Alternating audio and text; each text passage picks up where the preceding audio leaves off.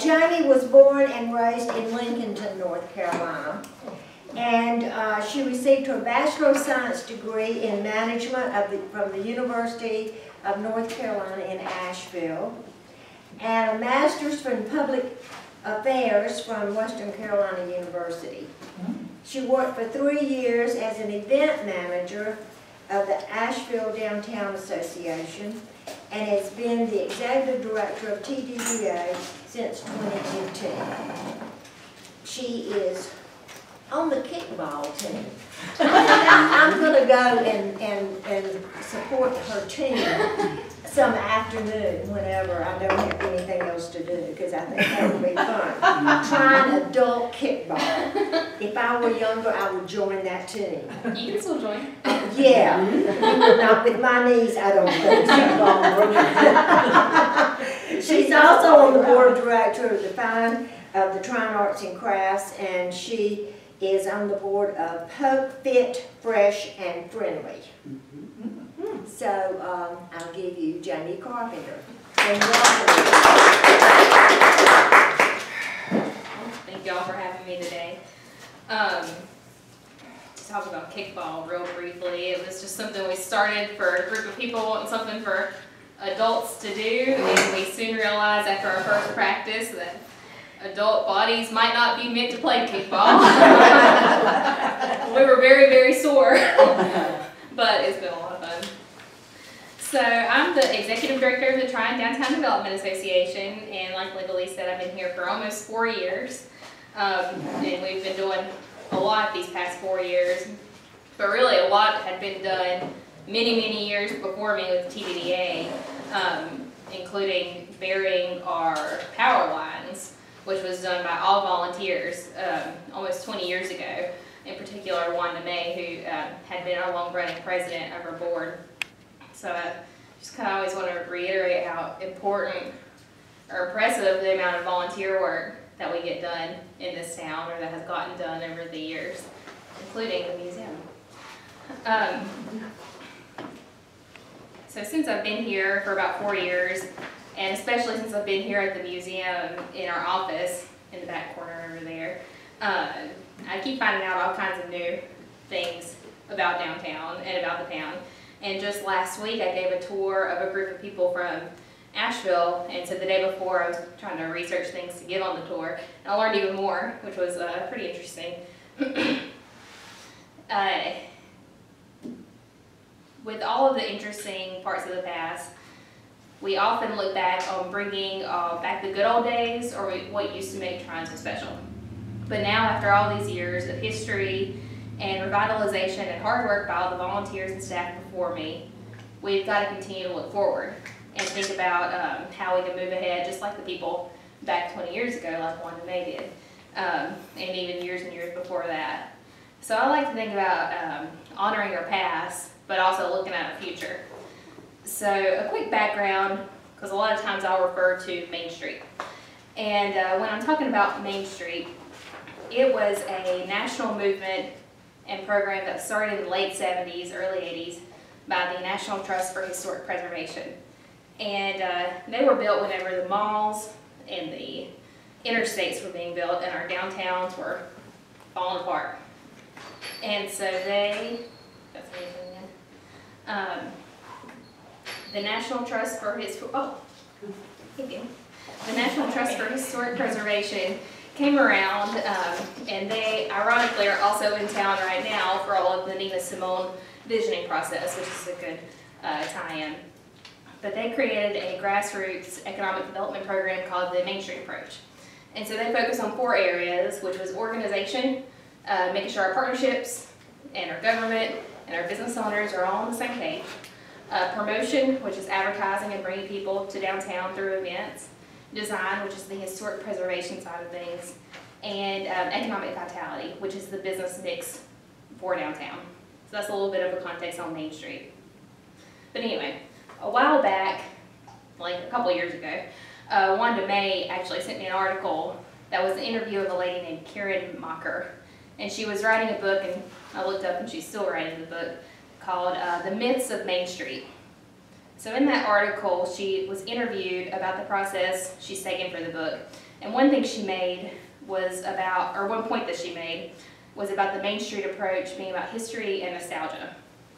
She talks about the Main Street program's history of reviving small town America through developing a tourist economy using historic building stock, like I just repeated before. She also goes on to say that all of this is wonderful, but the formula of looking backwards focuses more on nostalgia rather than the future. So nostalgic main streets give visitors a step back in time and out of reality, but sometimes it ignores what strategies are best for making our downtowns a vibrant, for giving our towns a vibrant future, where a diverse cross-section of people want to make their lives. So another point that she made was that there's a romance that we associate with the historic architecture of Main Street, and it's not always as accurate as we really understand the history of its development. We tend to think of it as a relic of simpler time when things were made by hand, and that there was not fierce competition or a need to get the cheapest good, and everything in one's midst was made locally. But the real truth is that the beauty and the quick growth of Main Street and our downtowns that we have today were through a frenzy of crazy development at that time. Economic and physical development was booming when the towns were first being built. And it all happened because the people were clever and they took advantage of the latest technologies in the markets. There was nothing quaint and simple about life on Main Street in the 1900s. One might even call it cutting edge. So, all that being said, Tryon does a great job in honoring its history, but if we really look back and think about it, our history has been defined by change and new things. We always like to think of Tryon as a town of outsiders, and it has really been that way throughout its history, which I'm sure we've got several people here who are outsiders who came here because of how great it is. It's also very apparent here in the museum with all of the people who we talk about here, like William Gillette and Sidney Lanier, and people who found this area. We also have some great hometown people like Nina and Harpo Mingo. But it's always been like that. So Mike McHugh talked about in his book about the Tryon artists that the Tryon boosters bragged about the town having residents from 22 different states. This was in 1900. And not many small towns in the South really brag about the Yankees coming in. And well, so, we got what called people from off. Yeah. People from off. And that's what makes this place so special. It also talked about, or his book also talked about how Tryon housed artists who had already honed their craft. It was people who were great artists and they came here because they just loved the area and the views and the country life that we had here. And then they eventually made their permanent residence. And because of our connection to the cities and the railroad, we had been kind of ahead of our time by getting people from places like Chicago and Detroit who came through and really helped make this area what it is. So back in the 1800s, artists Amelia Watson and Margaret Morley visited their friend William Gillette at his summer home, and they eventually moved here. And I think that sounds pretty familiar to a lot of people who I talked to who found their home here as they came and visited a friend and then stuck around.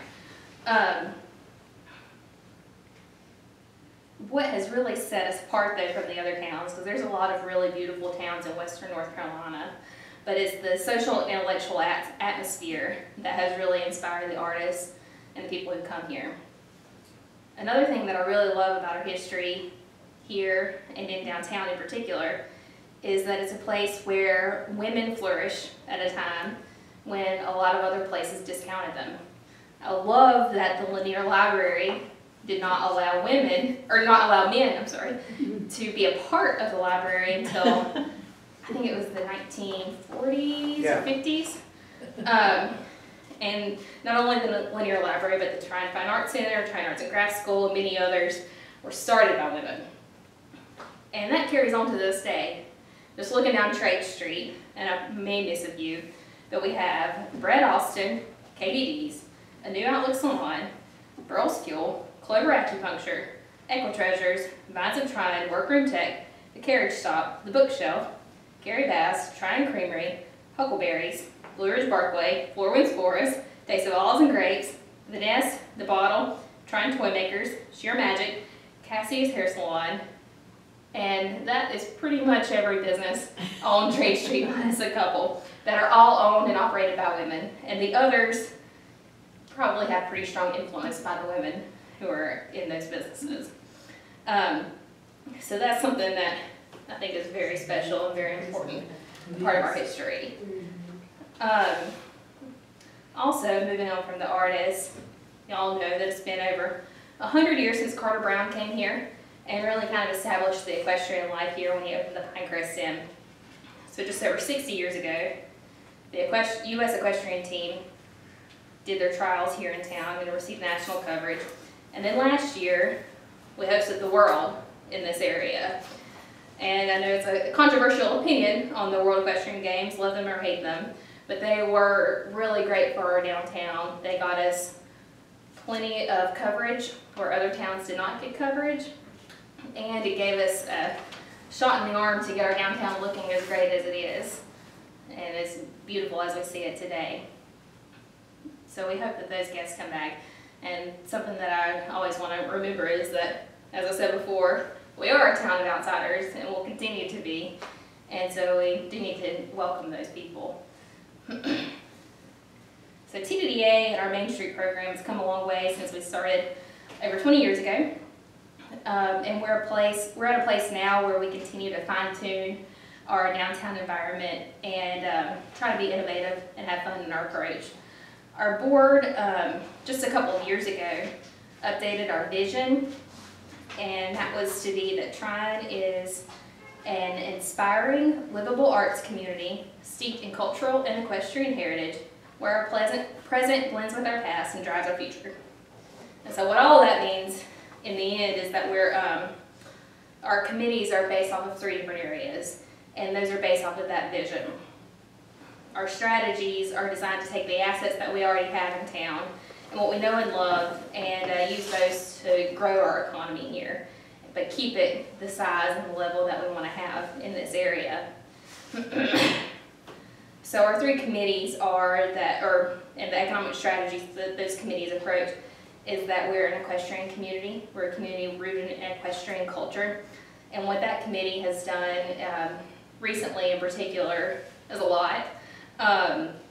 They helped us, or we all worked together with the equestrian committee to do all the beautification for the World Games and do all the projects to promote our town in ways that aren't just specific to the World Games, but were to things that we can use for time and again to make that lasting impression for downtown.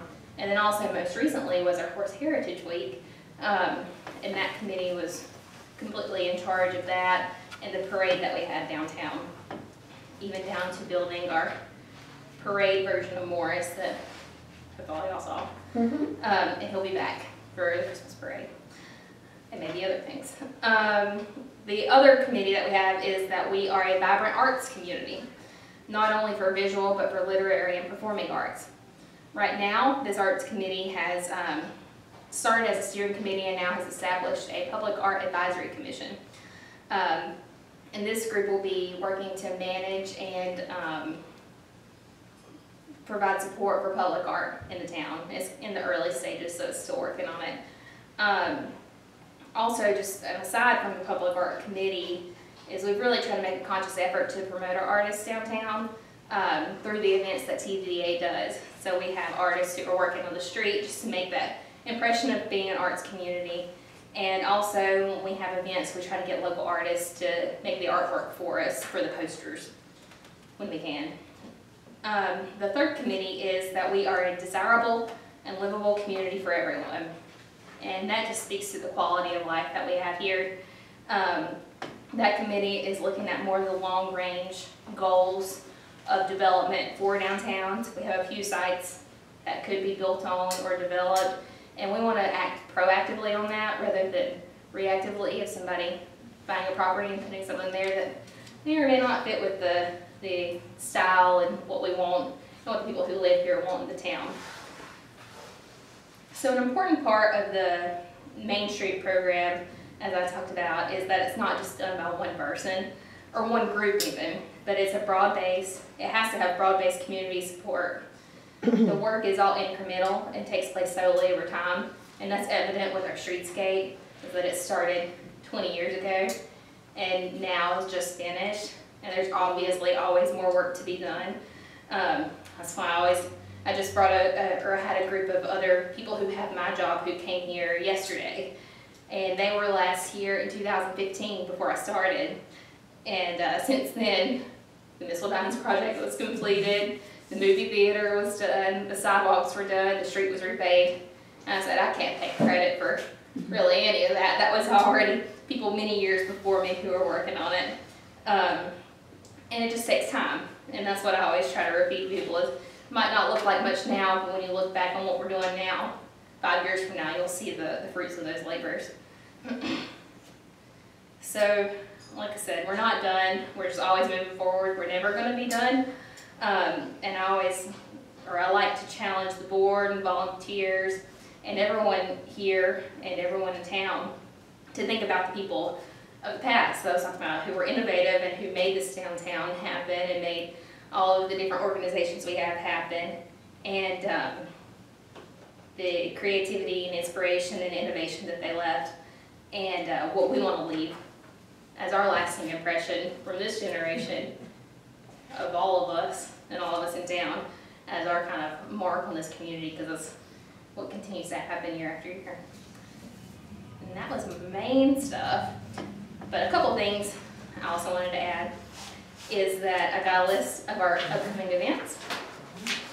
One thing that we started doing this past year has been our 4th Fridays, and they are really growing. And downtowns have been packed on those 4th Fridays, and then sometimes, most times, regular Fridays. So that's what we want to see. We want people to have to walk to the stores from a parking spot far away if they have to, because that means we're busy. So this is a list of some of those that are coming up. And on June 24th is our annual meeting. I don't have a specific time, but it'll be in the evening. And then also that 4th Friday in July is going to be a ticketed one. That's going to be a fundraiser for TDDA and the 4th Fridays. But these are the main events that we do. Our big fundraiser is the Tryon Beer Fest, which is November 2nd. And then next June, will be our Farm to Trade event. And we do those every other year. And that's our other big fundraiser. Those are the main areas that I wanted to talk about. I wanted to see if anybody had questions or anything you wanted to ask. Yeah. But just an add, you were talking about the women-owned businesses, but the bookshelf has only been owned by women, and I think I'm either the 7th or the 8th owner. But since 1952, it's been operated by women. That's. I would like to know the statistics of other towns, if it's that many women-owned businesses. I would imagine not. Yes, and the toy makers, of course, started out as a woman-owned business. We had to sandwich a couple of guys in between Miss Vance and Michelle and me, but we've got it back in the right hands. So, got somebody who can handle it now. Yeah. I wanted to really quickly make a comment about, as a business owner, how great the 4th Fridays have turned out to be. And the key was getting buy-in from everybody, making sure everybody was willing to stay open late and do some special things. And it's grown very rapidly. It's got to be really something people really look forward to now. And having grown up here, to see Tryon having a nightlife is an experience. Because this is a new thing. Talk about looking toward the future. The creation of evening activities downtown is a really, really healthy thing, and one of the key components is having people that live downtown too. On the upper levels, we've been trying for 40 years to get people, building owners, to turn their upstairs spaces into apartments or condos. And Gail and Scott doing the condos on the 2nd floor of our 3 buildings. So it's Missile Diamonds. It's actually the T.A. Rippey building, which I'm about to get nailed down as a for sure. and the Jackson building that I'm in. And it's just amazing what a difference that makes to the whole feel of a downtown. And that is when So I it's talk. exciting. Yeah, and when I talk about development and sites that are open for development, that really is what we're looking the most into, is how can we get some more housing right within downtown, and how can we make better access for that. So like White Oak is our biggest amount of downtown residents, and but that hill is a tough hill to climb, literally. It's a steep hill to climb up here, and the sidewalks aren't necessarily safe. And so one thing most recently, Linda Lee can attest to that, most recently, or actually in this past November, the Polk County Community Foundation paid for me and several of our board members to attend an AARP Livable Communities Conference. And AARP isn't just talking about retired folks. AARP is doing some really great things as far as making communities livable for the people who live there, and just providing places for people to gather, and just has a really great, vast amount of information for us. And they also do these small grants. So I've applied for one, and I won't know if I get it for a couple months, but to add in some seating along Oak and Maple Street, so that way when people are coming up from White Oak, they can take a little break and maybe get hopefully a water fountain or something like that in. But that's the things that we think about kind of on the bigger scale of things, is we know that people living in town are going to shop downtown. More likely, I don't have the statistic ahead of me, but that's just common sense. If you live right there, you're going to walk downstairs to get a bite to eat. And so that is the kind of the longer term strategic approach to things, is what we're really looking at. And not only condos, but apartments, where I kind of always want to drill into is like, where can people like me, or like teachers and government employees, afford to live? So making some housing options for that range of people, and also in kind of in the same boat are people who are retiring and downsizing and looking for smaller options on places to live. So that is something we're really trying to figure more out. Where that's really been successful is New York City, where they've taken old buildings downtown and turned them into apartments and artist lofts and that kind of thing, and brought sections of New York back. Mm-hmm. But the building next to you, Julia, that Maureen owns, Yeah. we were talking to her recently about, actually we were throwing around the idea of living downtown and so forth, and she's, at the point where her horse farm is getting to be a lot of work, and we said, well, why don't you put an apartment up there for you or for other people? It's already there. She's got two. Mm-hmm. Yeah. But we kept saying to her, it's ideal, you're right there, it'd be great. Exactly. Yeah. Why don't you just move into one of them? Yeah. Yeah. Yeah, exactly. Yeah, it was, when I had gone, the church who's in the one side of it had taken me up to that space, and the church uses it for their own things, but it's a really nice apartment already set up there. The only problem with some of our downtown places, until we find some more Scott and Gale lanes, are handicap accessibility and elevators. Yeah, or just people over 50 accessibility. Yeah. Yeah. But I mean, I've been working for several months looking for a place for my sister to rent, because she's moving back. And that's, so they're non-existent. Mm-hmm. Yeah. And everybody, there's so many people that want to move here. Just one note on the World Equestrian Games. Most of the people that came into my store were involved in the games. They were owners, trainers, competitors, and judges. We had 2 FEI judges, one from Ireland and one from China, that came in 3 times during that period. But they, at one point, we had a couple of folks from different places in Europe that started looking around here for property. Mm-hmm. That's how much they fell in love with this town.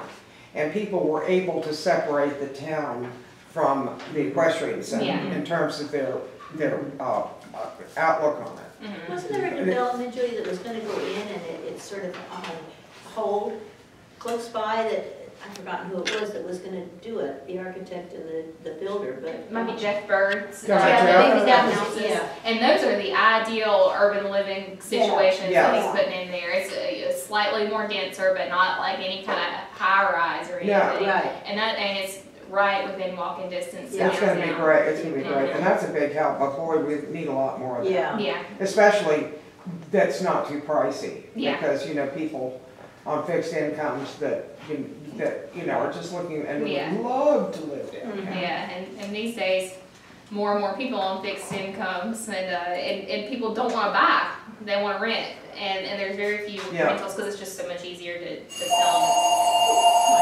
condos.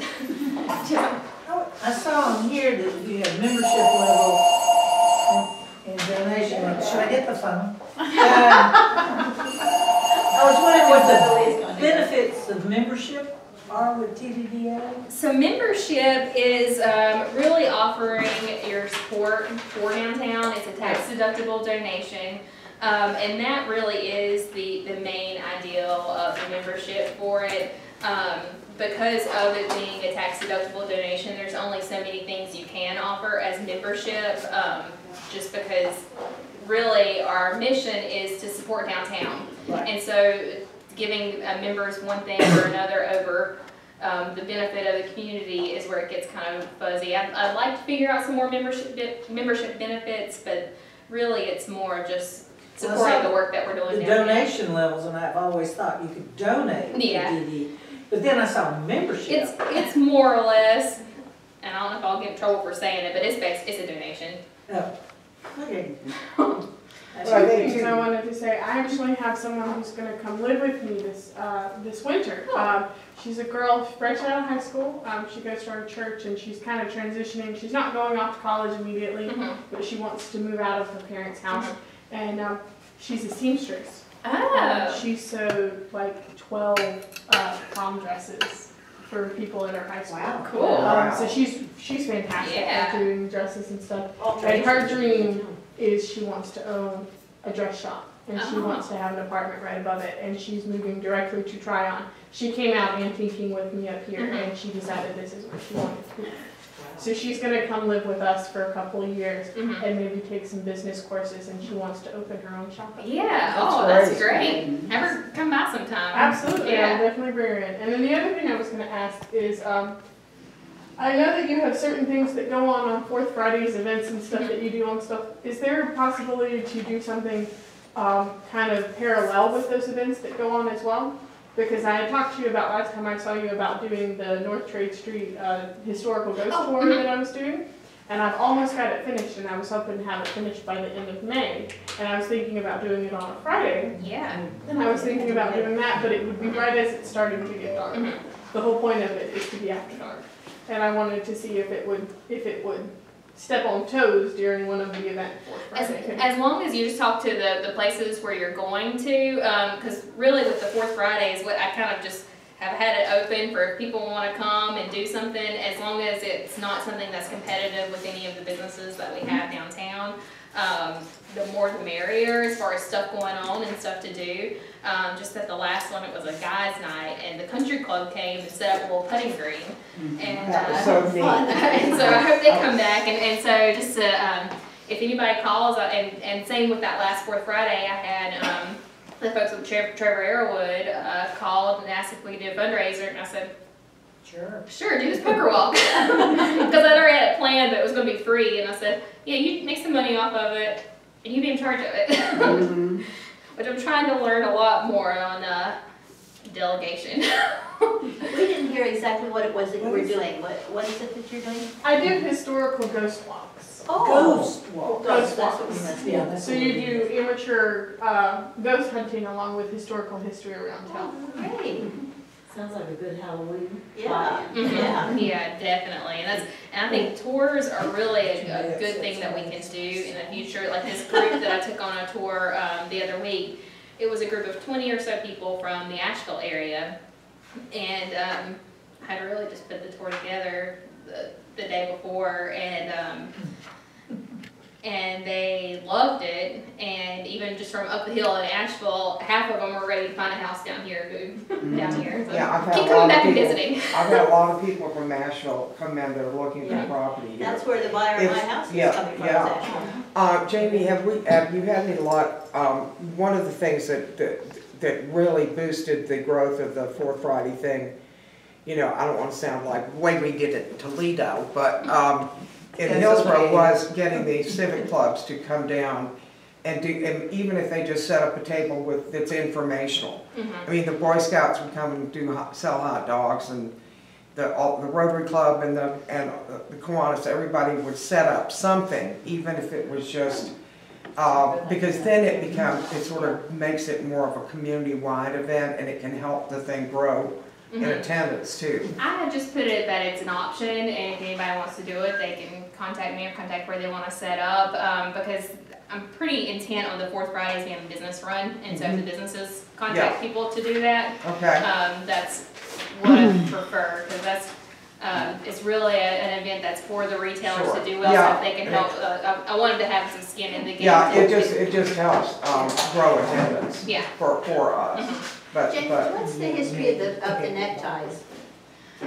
There's a man named Bill Jones, I think his name is, and he approached the TDDA or someone, Joy may know, you know any about it? I didn't hear what. The neckties. The neckties.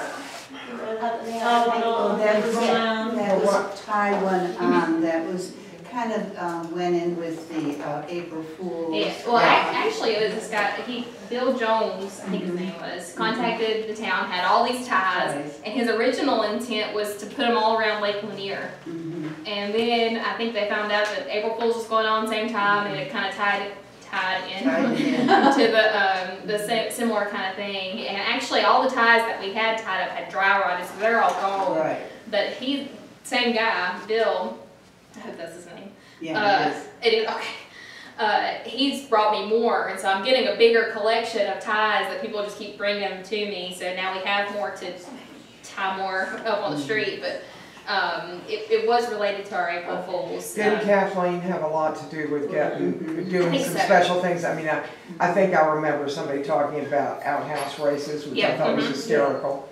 It's not, you know, it doesn't exactly fit our very sophisticated image, but it's funny, and it's kind of like, why Yeah, not? and it was a really big event for several years, and then before I came, it kind of had petered off and didn't have the excitement that it had. So just like most festivals, they kind of go through their you lifespan. don't wanna overdo and because you're burning out, and sometimes just taking a break from it It's for good. a while and then bringing it back. Yeah. But, cause you burn out your volunteers. Yeah. Yeah. So Horse Heritage Week was fantastic. I really applaud the equestrian committee for their work on that. Because when I was growing up here, it was normal to see people ride into town. The town was riddled with bridle trails, so you could get from anywhere to anywhere. And there was hitching posts across from Missildines where Morris is now. And people would ride in, hitch up, go into Missildines, get their coffee and paper, and then go on their way. And it was just thrilling to see horses downtown again. Yeah. I wish we could figure out more excuses to get them. One here, of the things, but- one of the conferences I went to a couple years ago, when you hear people say, oh, there's no parking, you remind people, when you park at a mall and you get in a mall, you walk. For miles. You walk and walk and walk. Here we're trying to get fit, and we're trying to encourage our younger generation to get fit. So if there's more cooperation with the churches and that to, especially after the certain time, and that really makes a difference. And one of the things they said, a parking garage is not the answer. No. No. It's Yeah, not that's the- It isn't the No. answer. They talk about that a lot at Yeah. the conferences that I go to, because every town always says there's a parking problem. And one of my favorite things that a guy said, who was actually from upstate South Carolina, he said, you don't have a parking problem. You're telling me that your business isn't special enough that people have to walk a few extra blocks to get to. So that's where the problem needs to change. But the mall example is so good because if you're lucky enough to find a parking place that's even close to the mall, Exactly. before you get in there and have to walk 5 So miles to the it's changing stores. the Yes, the mindset, perception. That's a good but idea. also signage. Mhm. Signage is Yes. so important. Yes. Even the fact that there is a water fountain over by Huckleberry's that no one knows it's there. a drinking fountain next to the water fountain. Mhm. A lot of people don't realize it's there. There could be just a little subtle sign, a symbol for people, because when people ask me, I'll point it out to them. It's around, you know, so I know it was positioning and plumbing and that. Yeah. But little things like that, the signage, and it's very important. It's not being signage littering, you know, it's just very, always think of the person that this is the first time they've ever been in town. Yeah. We have that challenge at Pearson Falls. We have people, oh, we can't have signs. This is nature. The majority of people, and we get over 21,000 people a year, it's their first time there. And they pull in and they think, is that where we're supposed to park? By the ticket booth? You know?